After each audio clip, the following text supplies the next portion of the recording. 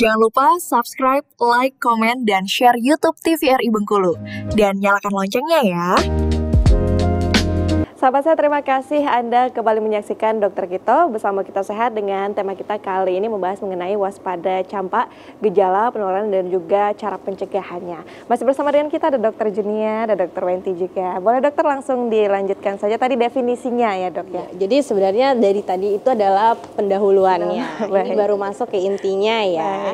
Jadi sebenarnya apa sih dok campak itu? Jadi campak adalah penyakit akut akibat infeksi virus, golongannya paramyxovirus namanya ya. Dia akut artinya cepat ya. Penularannya pun cepat, progresif ya. Nah, gejala khasnya adalah 3C. Ini biasanya kami hafal mati nih, 3C. Yaitu cold, coryza, conjunctivitis. Jadi ada batuk, ada merah-merah, dan ada sakit mata. Nah, kalau ada 3 gejala itu arahnya ke campak nih. Tapi harus dilihat lagi gejala klinis lainnya ya. Ini hanya kata kunci, biasanya kalau yang mau ujian UKDI pasti tahu nih. Kemudian ya, bercak koplik sebelum muncul ruam. Bercak koplik itu adalah keputihan atau bercak-bercak di dalam daerah mulut ya, di dekat pipinya, pipi anaknya boleh dilihat nanti ada nggak bercak putih-putihnya atau bercak merah-merah sedikit ya.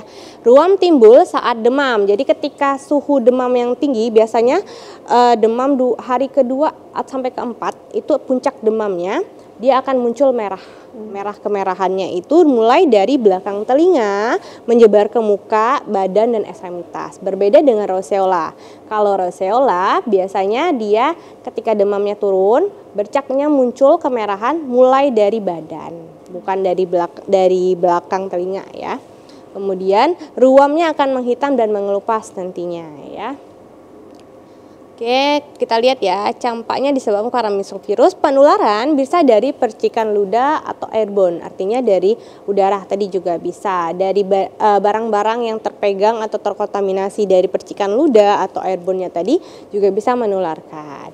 Masa inkubasi 10-14 hari sebelum muncul gejala, tapi 4 hari sebelum munculnya gejala atau muncul ruam itu sudah bisa menularkan ke yang lain, dan sampai 4 hari setelah ruamnya menghilang itu masih bisa menularkan ke yang lain ya. Nah, kekebalannya bisa didapatkan dari vaksinasi atau infeksi aktif dan dari ibu. Jadi kalau yang anaknya sudah baru lahir, makanya vaksinasinya ini rentannya tuh lebih dari 1 tahun. Kenapa 9 bulan? Karena kan sudah mau mendekati 1 tahun tuh ya. Jadi dari 1 tahun itu masih dapat kekebalan tubuh dari sang ibu biasanya.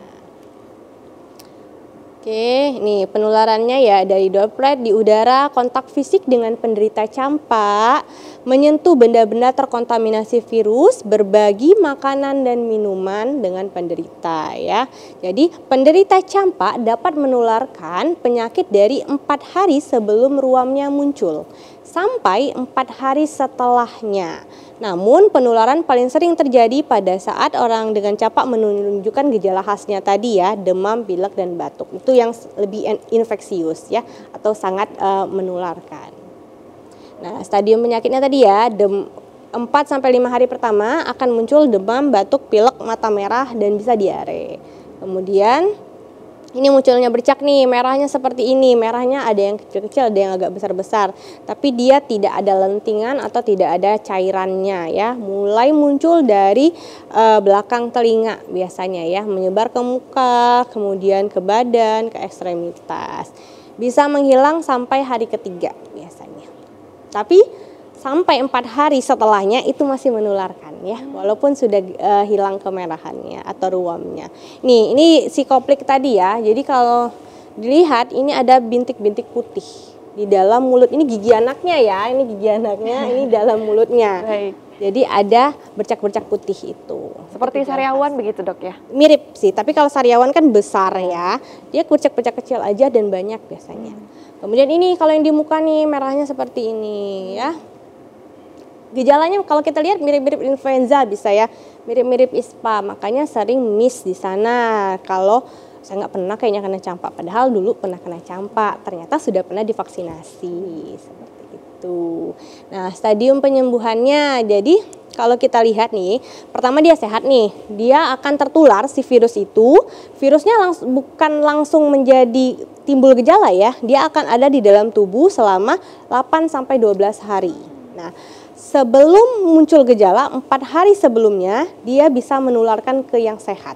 Nah, baru muncul gejalanya nih, 4-5 hari gejala awal tadi, batuk, pilek mungkin, mata merah, kemudian bercak merah tadi, lalu ruam kulitnya hari ke-4, ke-5 mungkin sudah mulai turun. Nah, bisa terjadi fase penyembuhan atau terjadi perburukan. Nah, ini yang kita takutkan kalau tidak terjadi fase penyembuhan tapi terjadi fase perburukan atau komplikasi. Memang komplikasinya apa yang berbahaya? Izin dok, tadi kan di awal disampaikan bahwa belum ada obatnya gitu ya. Tapi untuk proses penyembuhan tadi berarti secara umum mungkin seperti apa? Oke, jadi proses penyembuhan karena dia self-limiting disease, maka yang kita berikan adalah simptomatik. Oh, ya. Jadi obat untuk gejala-gejala lainnya. Mencegah dehidrasi kita akan berikan cairan kalau memang butuh. Kalau dia masih bisa oral harus lebih sering disusui. Kalau masih mengasihi harus lebih sering disusui, minum air putih. Kalau demam kita kasih obat demam. Kalau gatal kita kasih obat gatal.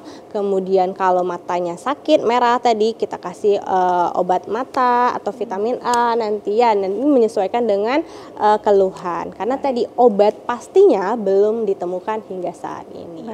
Dan yang ditakutkan adalah komplikasinya yang menyebabkan tadi kasus meninggal.